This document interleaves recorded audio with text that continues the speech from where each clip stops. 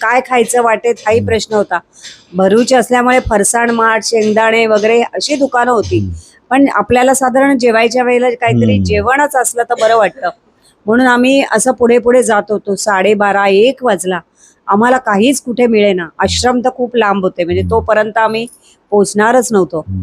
तर मी असंच रस्त्यातनं जाताना हात जोडून म्हटलं, मैया आमचं काही चुकलं का बाबा? त्याने आम्हाला आग्रह केला खायचा, पण आम्ही नाही थांबू शकलो, कारण आम्ही पुढे गेलो असतो. 2 तास वेळ होता. तर बाबा काही चुकलं असेल तर क्षमा कर, असं अगदी मी म्हटलं आणि 10 पावलं नाही पुढे गेलो. तर रस्त्याच्या या बाजूनी डिवायडर होता पूर्ण, आणि या बाजूनी एक माणूस गाडीवरनं पुढे जात होता.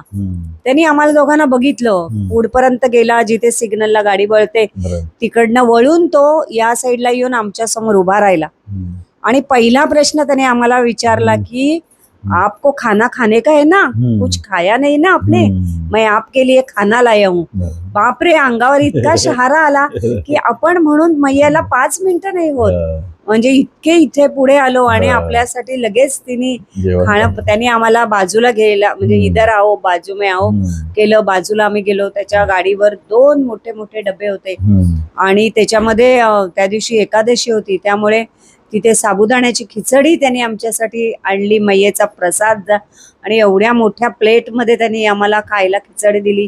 उसाचा रसाची बाजूला गाडी होती, उसाचा रस पाजला. म्हणजे मी म्हटलं बाप रे, आपल्या मनात इच्छा यायला आणि पोटभर खायला मिळाला.